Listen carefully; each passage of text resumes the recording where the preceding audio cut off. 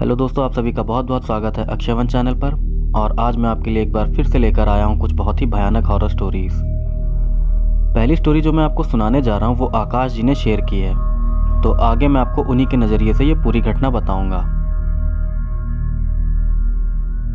मेरा नाम आकाश है, मैं मध्य प्रदेश का रहने वाला हूँ और आज मैं आपको अपने साथ हुआ एक बिल्कुल असली पैरानॉर्मल इंसिडेंट बताने जा रहा हूँ। ये घटना मेरे साथ 7 साल पहले घटी थी। उस टाइम मैं 10वीं क्लास में पढ़ाई कर रहा था। बात यह है कि उस समय मैं और मेरे 2 दोस्त रोज रात को 10 बजे टहलने जाते थे। हम लोग टहलने के लिए अपने घर से 2 किलोमीटर दूर एक मार्केट तक जाते थे। उस मार्केट में ही एक विधवा औरत भी अपनी चाय और समोसे की एक दुकान चलाती थी। उस औरत के पति की एक एक्सीडेंट में मौत हो गई थी, इसलिए अपने बच्चों को पालने के लिए वो औरत खुद दुकान संभालती थी। वो औरत रात को काफ़ी देर तक दुकान खोलती थी, तो हम लोग रोज रात को उस औरत की दुकान पे बैठते थे और उस औरत से बातचीत करते थे। उस औरत से हमारी काफ़ी अच्छी जान पहचान भी हो गई थी। फिर ऐसे ही कुछ दिनों बाद अचानक से हमें एक दिन सुबह सुबह खबर मिली कि किसी ने उस औरत का मर्डर कर दिया है। ये खबर सुनते ही मैं और मेरे दोस्त उस औरत की दुकान पर पहुंच गए। वहां जाकर हमने देखा कि उस औरत की लाश वहां पड़ी हुई है और उसके चारों तरफ बहुत सारे पुलिस वाले खड़े हैं। किसी ने बड़ी बेरहमी से उस औरत का गला काट दिया था। ये सब देखकर हमें बहुत दुख हुआ था।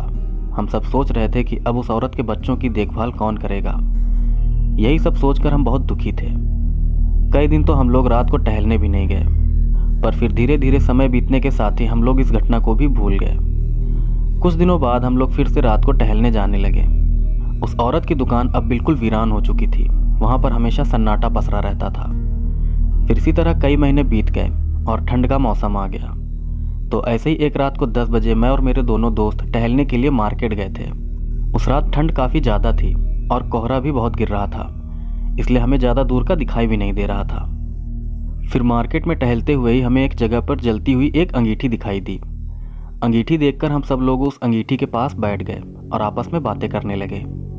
एक बात हमें बहुत अजीब लगी कि उस जलती हुई अंगीठी के आसपास कोई भी नहीं बैठा था।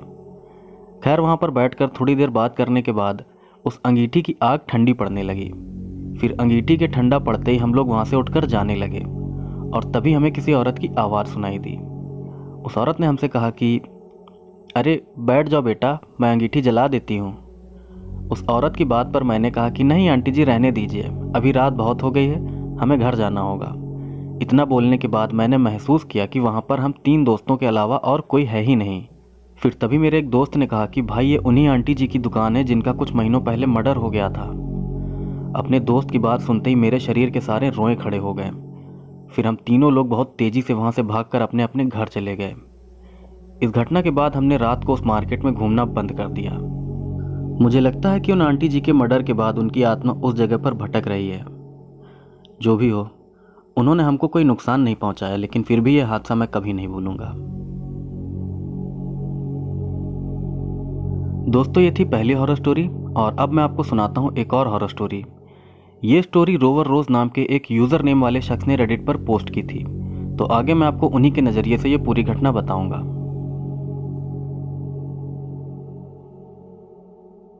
आज मैं आपको मेरे साथ हुआ एक बहुत ही भयानक हादसा बताने जा रहा हूँ। यह हादसा मेरे साथ साल 2006 में हुआ था। उस समय मैं 13 साल का था। दरअसल मैं और मेरा पूरा खानदान उत्तराखंड के ऋषिकेश शहर के रहने वाले हैं। पर काफ़ी साल पहले जब मैं बहुत छोटा था, तभी मेरे पापा मुझे और मेरी मम्मी को लेकर मुंबई चले आए थे। हालांकि मेरे दादा दादी और चाचा चाची अभी भी वहीं ऋषिकेश में ही रहते हैं। तो कई सालों बाद जब मैं 13 साल का हुआ, तब मेरे मम्मी पापा मुझे लेकर ऋषिकेश गए थे, मेरे चाचा चाची के घर। मेरे चाचा चाची का घर इतना बड़ा नहीं था कि हमारा परिवार भी वहाँ रुक सके, इसलिए हम सब ऋषिकेश में ही एक होटल में रुके हुए थे। फिर अगले दिन मेरे मम्मी पापा मुझे लेकर चाचा चाची से मिलने उनके घर की तरफ निकल पड़े। चाचा का घर पहाड़ी इलाके में पड़ता है, जो कि जंगल से घिरा हुआ भी है। और इतने सालों बाद आने की वजह से मेरे मम्मी पापा को चाचा के घर का रास्ता भी सही से याद नहीं आ रहा था। इसलिए पापा ने चाचा को फ़ोन लगाया और कहा कि अपने बेटे को हमें लेने के लिए भेज दो, ताकि हम घर आ सकें, क्योंकि हमें यहाँ का रास्ता समझ नहीं आ रहा है। फिर पापा के फ़ोन करने के 15 मिनट बाद ही मेरे चाचा का सबसे बड़ा लड़का जंगल से निकलकर हमारे पास आ गया। उसने हमसे कहा कि वो टहलने निकला था और तभी पापा ने फ़ोन करके कहा कि जाओ जाके चाचा चाची को घर ले आओ। उनको घर का रास्ता सही से पता नहीं है। इतना बोलने के बाद मेरा चचेरा भाई भी हमारे साथ ही चलने लगा। मैं अपने चचेरे भाई का हाथ पकड़कर उसके साथ आगे आगे चल रहा था और मेरे मम्मी पापा हमसे थोड़ा पीछे चल रहे थे। मेरे साथ चलते समय मेरा चचेरा भाई मुझे बहुत ही अजीब तरह से मुस्कुराकर देख रहा था। मुझे यह बात थोड़ी अजीब लगी, लेकिन मैंने इस बात पर ज़्यादा ध्यान नहीं दिया। फिर मैं अपने चचेरे भाई को अपने शहर के बारे में और अपनी शहरी ज़िंदगी के बारे में बताने लगा। तभी चलते चलते अचानक से मेरा भाई रुककर जंगल की तरफ देखने लगा। उनको रुका हुआ देखकर मैं उनसे पूछने लगा कि क्या हुआ भैया, आप रुक क्यों गए? तब उन्होंने मुझसे कहा कि ये जगह हमारे लिए बहुत पवित्र है। पुराने देवता आज भी यहाँ रहते हैं।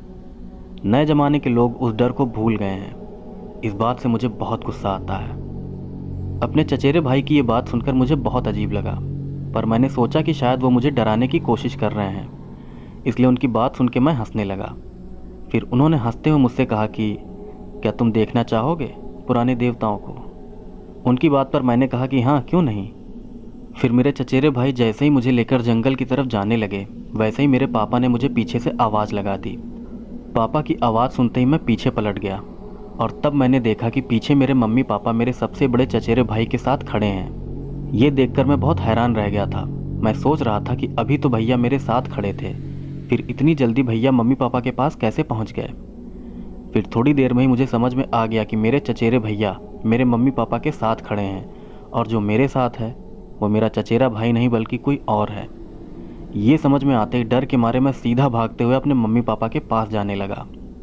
ये सब देखकर मेरे मम्मी पापा भी बहुत डर गए थे। फिर हम सभी लोग बहुत तेज़ी से भागते हुए चाचा जी के घर पहुंच गए। घर पहुंचकर जब हमने ये घटना चाचा जी को बताई, तब उन्होंने हमको बताया कि यहाँ के जंगलों में कुछ बहुत ही खतरनाक शक्तियाँ रहती हैं। लगता है तुम लोगों का सामना भी ऐसे ही किसी शक्ति से हो गया था। ये तो अच्छा हुआ कि उस शक्ति ने तुमको नुकसान नहीं पहुँचाया। चाचा जी की ये बात सुनकर हम सभी लोग बहुत घबरा गए थे। इसके बाद कुछ दिन ऋषिकेश में बिताने के बाद हम लोग वापस मुंबई चले गए। फिर कुछ दिन बाद एक रात को सोते समय मुझे ऐसा लगा जैसे मेरी मम्मी मुझे आवाज़ लगा रही हों, और जब उस आवाज़ को सुनकर मैंने अपनी आंखें खोली, तब मैंने पाया कि मैं अपनी छत पे जाने वाले दरवाजे को खोलने की कोशिश कर रहा था। मेरी मम्मी ने मुझे बताया कि मैं कुछ बड़बड़ाते हुए नींद में चल रहा था। तब उन्होंने मुझे आवाज़ लगाई, पर मैंने उनकी बात नहीं सुनी और चलते हुए छत की तरफ जाने लगा।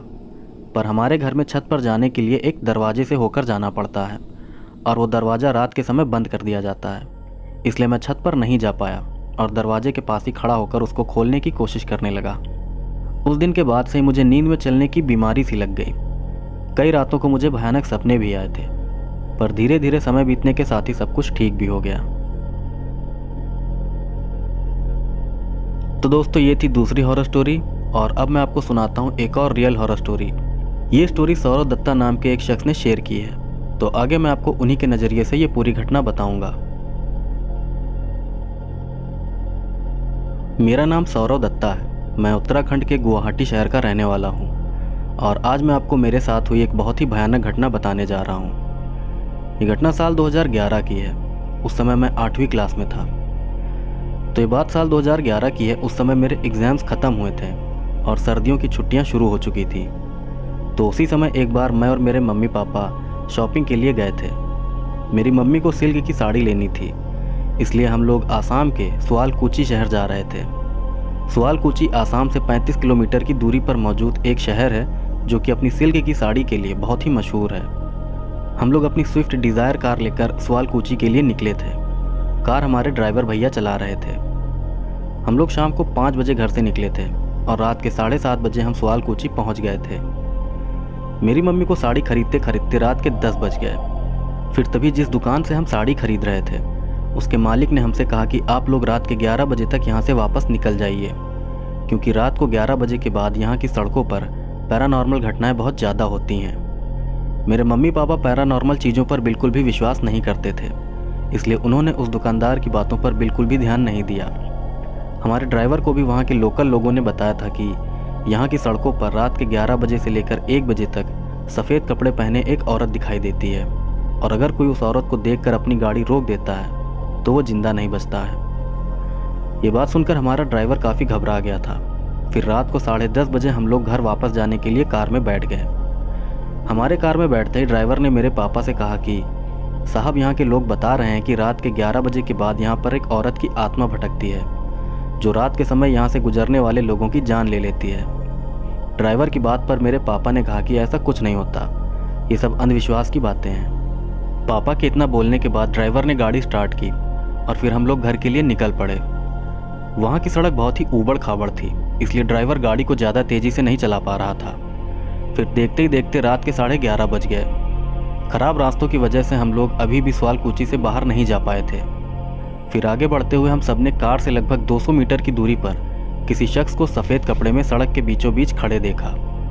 उस शख्स को देखकर हमारे ड्राइवर ने डर के मारे कहा कि हे भगवान, ये क्या है। उस शख्स को देखकर हम सभी लोग भी घबरा गए थे। फिर थोड़ा आगे बढ़ने पर हमने देखा कि वो एक औरत है जो कि सफ़ेद साड़ी पहने खड़ी है। उसको देखते ही डर के मारे ड्राइवर गाड़ी को तेज़ी से भगाने लगा, लेकिन उस औरत के नज़दीक पहुंचते ही अचानक से हमारी कार बंद पड़ गई। वो औरत अभी भी सड़क के बीचों बीच खड़ी होकर हमें ही घूर रही थी। वह पूरा माहौल बहुत भयानक था। हम सभी को डर से पसीना आ रहा था और ड्राइवर गाड़ी को स्टार्ट करने की कोशिश कर रहा था। इसके बाद एकदम से वो औरत बहुत तेज़ आवाज़ में चीखते हुए हमारी कार के पास आई और हमारी कार को ज़ोर ज़ोर से हिलाने लगी। वो औरत कार को बहुत ज़ोर से हिला रही थी। ऐसा लग रहा था जैसे वो कार को ही पलट देगी।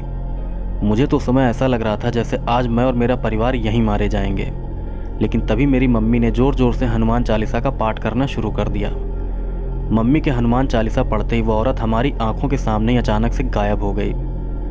अब की बार ड्राइवर के कार स्टार्ट करते ही कार भी चालू हो गई। फिर ड्राइवर ने बहुत तेज़ी से कार भगाई और फिर हम सीधा अपने घर पर आकर रुके। इस घटना ने मेरे मम्मी पापा की सोच को भी बदल के रख दिया था। अब मेरे मम्मी पापा भी पैरानॉर्मल चीज़ों पर विश्वास करने लगे थे। इस घटना के बाद हम दोबारा फिर कभी उस रास्ते पर नहीं गए।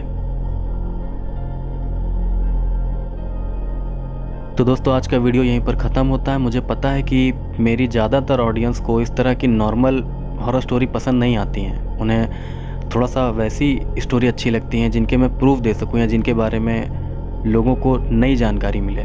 और इसीलिए मैं अगले हफ्ते एक ऐसी घटना पर वीडियो बनाऊंगा जो कि बहुत ही भयानक थी, जिसमें लगभग 5 से 6 लोगों की मौत हुई थी और इसका डाटा भी ऑनलाइन भी उपलब्ध है। इसका डाटा मैं उस घटना के ऊपर वीडियो बनाऊंगा और उसके बारे में कुछ थ्योरीज भी आपको दूंगा। और अगले हफ्ते को मैं शनिवार की रात को वीडियो अपलोड कर दूंगा। मैंने सोचा दोस्तों कि मैं हर शनिवार की रात को वीडियो अपलोड कर दिया करूं। इससे ये होगा कि ज़्यादातर लोगों की संडे के दिन छुट्टी होती है, तो वो शनिवार की रात को देर तक वीडियो को देख सकते हैं। बाकी लेट होने के लिए मैं माफ़ी चाहूँगा। मैं इधर मेंबर्स के वीडियो के लिए भी थोड़ा तैयारी कर रहा हूँ, उनके वीडियो पर भी काम कर रहा हूँ, इसलिए मुझे वीडियो डालने में थोड़ा लेट हो रहा है। बाकी अगला वीडियो बिल्कुल असली घटना पर होगा, जिसके बारे में मैं आपको प्रूफ भी दूंगा। और मिलते हैं आपसे अगले वीडियो में। तब तक के लिए जय श्री कृष्ण।